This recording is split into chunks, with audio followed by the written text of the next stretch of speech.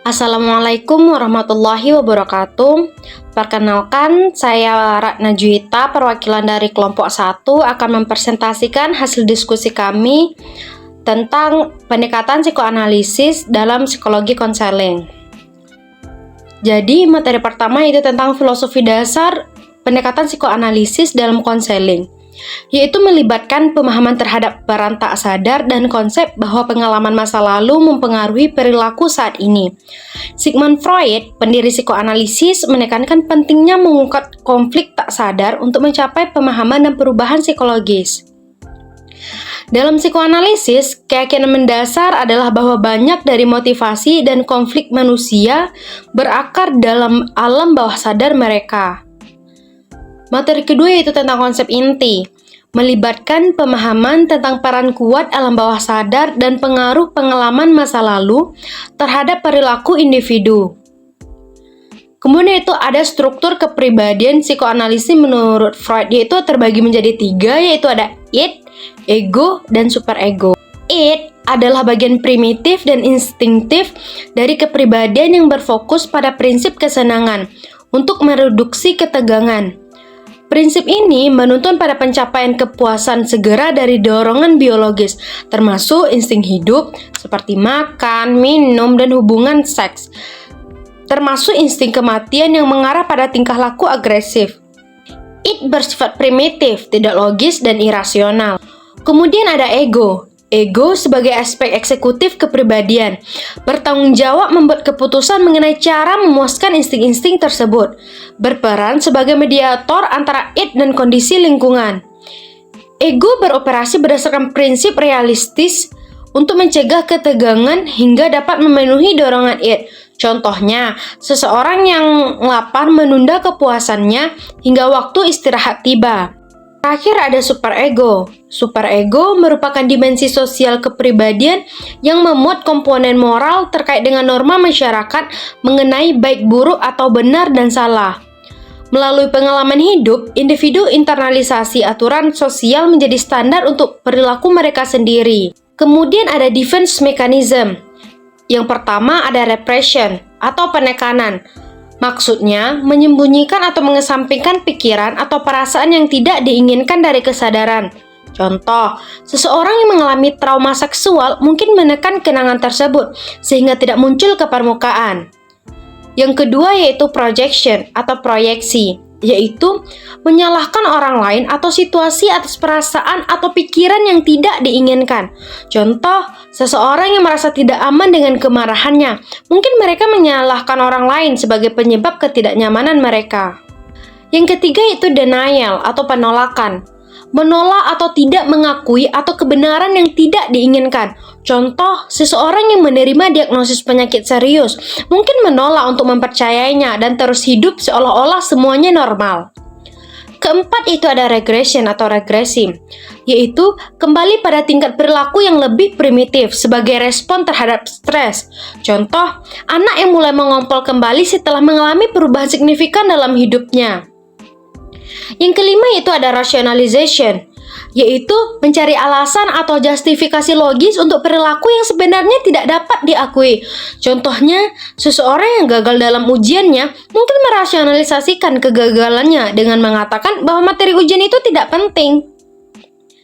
Yang keenam ada sublimation atau sublimasi, yaitu mengalihkan energi emosional dari keinginan yang tidak dapat diterima ke aktivitas yang lebih sosial atau produktif.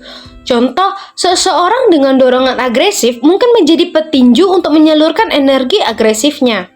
Yang ketujuh itu ada displacement, yaitu memindahkan perasaan atau impuls yang dituju pada sasaran yang lebih aman.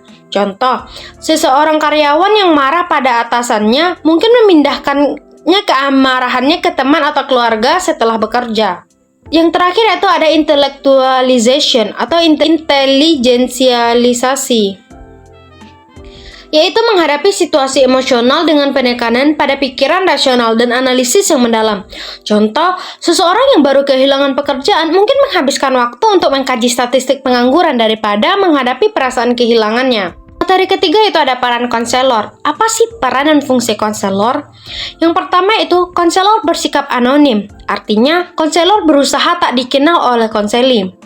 Kedua, sedikit berbicara tentang dirinya dan jarang menunjukkan reaksi pribadinya. Ketiga, konselor membuat suatu hubungan kerja dengan konseli.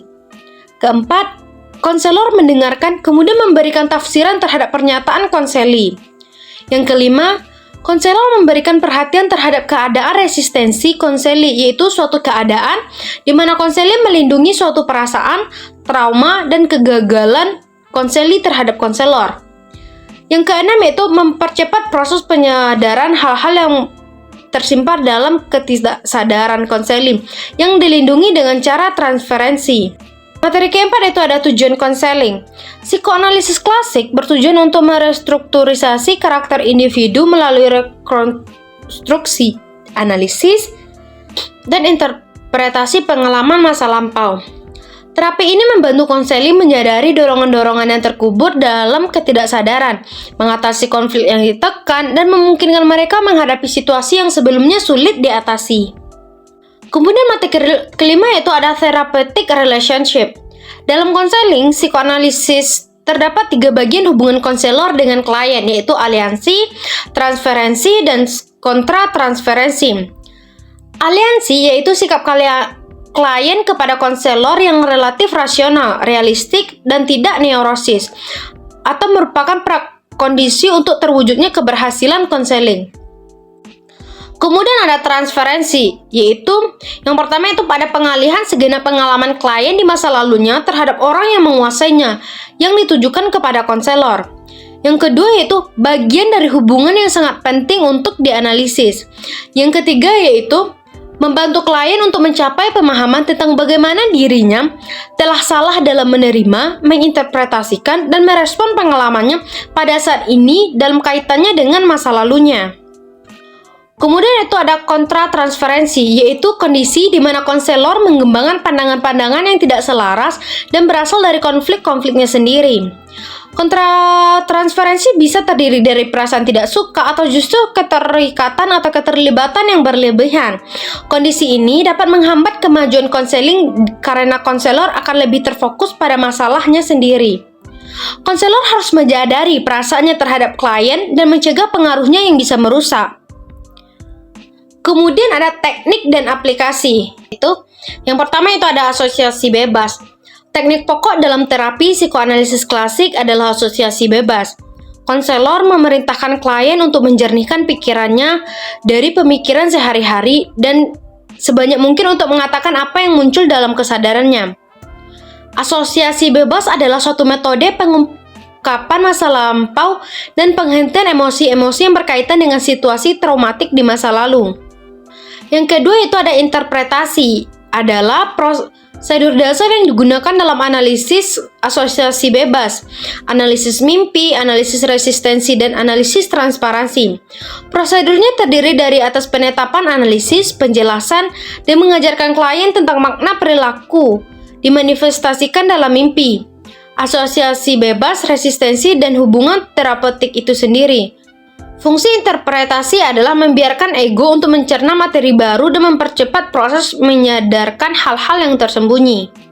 Yang ketiga itu ada analisis mimpi, merupakan prosedur yang penting untuk membuka hal-hal yang tidak disadari dan membantu klien untuk memperoleh tilikan kepada masalah yang belum terpecahkan. Selama tidur, pertahanan menjadi lebih lemah dan perasaan-perasaan yang tertekan muncul ke permukaan. Freud melihat bahwa mimpi sebagai royal road to the unconscious, di mana di dalam mimpi semua keinginan, kebutuhan, dan ketakutan yang tidak disadari diekspresikan. Yang keempat itu ada resistensi. Freud memandang resistensi sebagai suatu dinamika yang tidak disadari yang mendorong seseorang untuk mempertahankan terhadap kecemasan.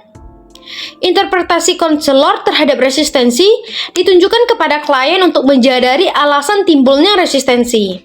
Yang terakhir itu ada transferensi atau pemindahan.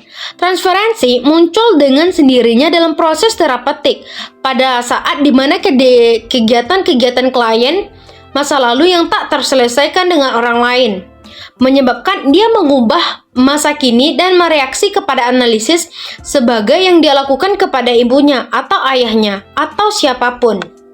Yang ketujuh itu keterbatasan pendekatan psikoanalisis dalam psikologi konseling. Yang pertama itu pandangan yang terlalu deterministik dinilai terlalu merendahkan martabat kemanusiaan.